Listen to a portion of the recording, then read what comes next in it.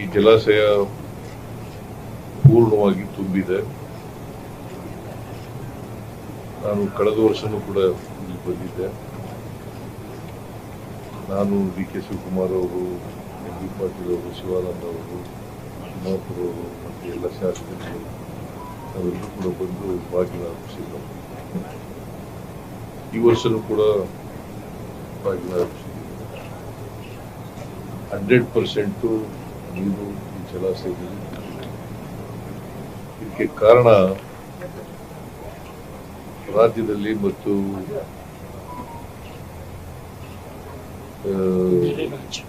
ನೆರೆ ರಾಜ್ಯದಲ್ಲಿ ಮಹಾರಾಷ್ಟ್ರದಲ್ಲಿ ಒಳ್ಳೆ ಮಳೆ ಆಗಿರೋದ್ರಿಂದ ಈ ಜಲಾಶಯ ತುಂಬಿದೆ. ಮತ್ತೆ ಬಹುತೇಕವಾಗಿ ಇಡೀ ರಾಜ್ಯದ ಎಲ್ಲ ಜಲಾಶಯಗಳು ಕೂಡ ತುಂಬಿದಾವೆ. ನಾವು ಈಗಾಗಲೇ ಕಬಿನಿ, ಕಾವೇರಿ, ಮತ್ತೆ ಹೇಮಾವತಿ, ಆಮೇಲೆ ತುಂಗಭದ್ರ ಮಾಡಿದ್ದು. ತುಂಗಭದ್ರ ಯಾಕಂದ್ರೆ 75%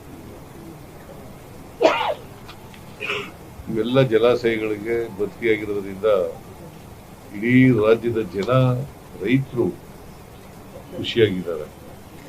ಯಾಕಂದ್ರೆ ಅವರ ಜಮೀನುಗಳಿಗೆ ನೀರು ಸಿಗ್ತದಲ್ಲ, ಅದರಿಂದ ರೈತರು ಎಲ್ಲ ಖುಷಿಯಾಗಿದ್ದಾರೆ, ಹರ್ಷ ವ್ಯಕ್ತ ಮಾಡಿದ್ದಾರೆ. ನಾವು ಕೂಡ, ಸರ್ಕಾರನು ಕೂಡ ರೈತರು ಖುಷಿಯಾಗಿದ್ರೆ ನಾವೆಲ್ಲರೂ ಕೂಡ ಖುಷಿಯಾಗಿರ್ತೀವಿ ಅಂತಕ್ಕಂಥ ಕಾರಣದಿಂದ ನಾವು ಕೂಡ ಖುಷಿಯಾಗಿದ್ದೀವಿ.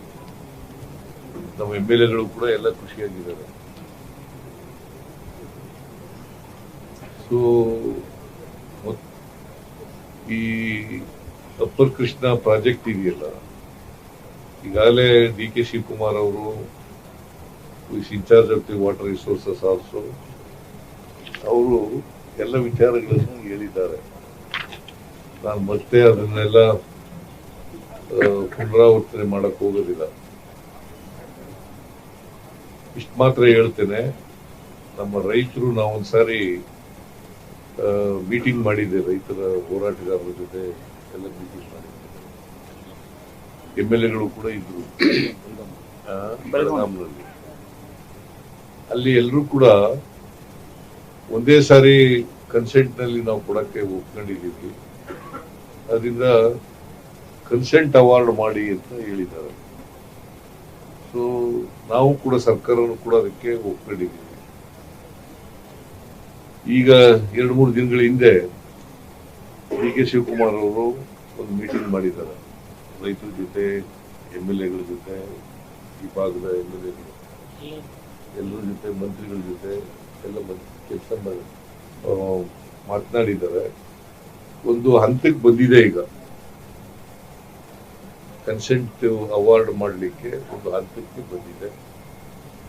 ಅದರಿಂದ ನನಗೆ ಡಿ.ಕೆ. ಶಿವಕುಮಾರ್ ಅವರು ನನ್ನ ಗಮನಕ್ಕೂ ಕೂಡ ತಂದಿದ್ದಾರೆ. ಸೊ ಇನ್ನು ಈ ವಾರದಲ್ಲಿ, ಮುಂದಿನ ವಾರದೊಳಗಡೆ ನಾನು, ಡಿ.ಕೆ. ಶಿವಕುಮಾರ್ ಅವರು ಮತ್ತು ಇತರ ವಿಭಾಗದ ಸಚಿವರುಗಳು, MLAಗಳು ಕೂತ್ಕೊಂಡು ತೀರ್ಮಾನ ಮಾಡಿ ಒಂದು ದರ ನಿಗದಿ ಮಾಡ್ತಕ್ಕಂಥ ಕೆಲಸವನ್ನು ಮಾಡ್ತೇವೆ. ಖುಷ್ಕಿ ಜಮೀನಿಗೆ ಎಷ್ಟು ಕೊಡಬೇಕು, ತರಿ ಜಮೀನಿಗೆ ಎಷ್ಟು ಕೊಡಬೇಕು, ಮತ್ತೆ ನಾಲಾ ಜಮೀನುಗಳಿಗೆ ಎಷ್ಟು ಕೊಡಬೇಕು ಅನ್ನೋದನ್ನ ತೀರ್ಮಾನ ಮಾಡ್ತೀವಿ. ಬಹುಶಃ ರೈತರು ಕೂಡ ಒಪ್ಕೊಳ್ತಾರೆ ಇರ್ತಕ್ಕಂಥದ್ದು ನನ್ನ ಭಾವನೆ. ಒಂದು ಮನವಿ ಏನಪ್ಪಾ ಅಂತಂದ್ರೆ, ರೈತರಲ್ಲಿ ದಯಮಾಡಿ ಯಾರು ಕೂಡ ಕೋರ್ಟ್ ಹೋಗ್ಬಾರದು, ಪರಿಹಾರ ಕೊಡಿ ಅಂತೇಳಿ ಕೋರ್ಟ್ಗೆ ಹೋಗ್ತಕ್ಕಂಥದ್ದು. ಯಾಕಂತಂದ್ರೆ ಈಗಾಗಲೇ ಹೇಳಿದ್ರಲ್ಲ, ಸುಮಾರು 20,000 ಜನ ಕೋರ್ಟ್ಗಳಿಗೆ ಹೋಗಿದ್ದಾರೆ. ಕೋರ್ಟ್ಗೆ ಹೋಗೋದ್ರಿಂದ ವಿಳಂಬ ಆಗ್ತದೆ, ಅಲ್ಲಿ ಎಲ್ಲ ಕೂಡ ಇತ್ಯರ್ಥ ಆಗೋದಿಲ್ಲ. ಇದು ಕನ್ಸೆಂಟ್ ಅವಾರ್ಡ್ ಆಗಿರೋದ್ರಿಂದ ಎಲ್ಲರೂ ಕೂಡ ಒಪ್ಕೋತೀವಿ, ಎಲ್ಲರೂ ಕೂಡ ಒಪ್ಪಂದದ ಮೇಲೆ ಆಗ್ತಕ್ಕಂಥದ್ದು. ರೈತರು ಮತ್ತೆ ಸರ್ಕಾರ ಎಲ್ಲರೂ ಕೂಡ ಒಪ್ಕೊಂಡು ಮಾಡ್ತಕ್ಕಂಥದ್ದು.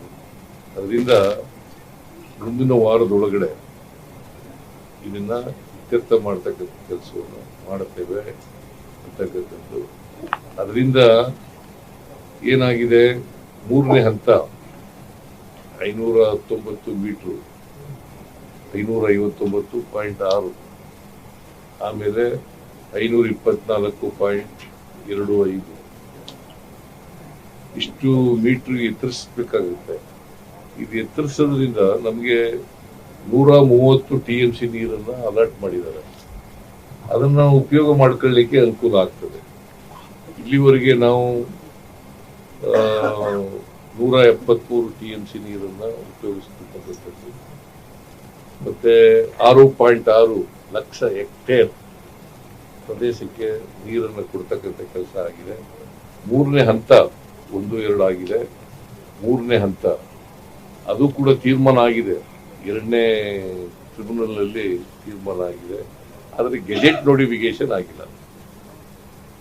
ಗೆಜೆಟ್ ನೋಟಿಫಿಕೇಶನ್ ಆದ್ರೆ ಬೇರೆ ಕೆಲಸಗಳು ಆಗ್ಲಿಕ್ಕೆ ಅನುಕೂಲ ಆಗ್ತದೆ. ನೀರಾವರಿ ಕೆಲಸಗಳಾಗ್ಲಿಕ್ಕೆ ಮತ್ತೆ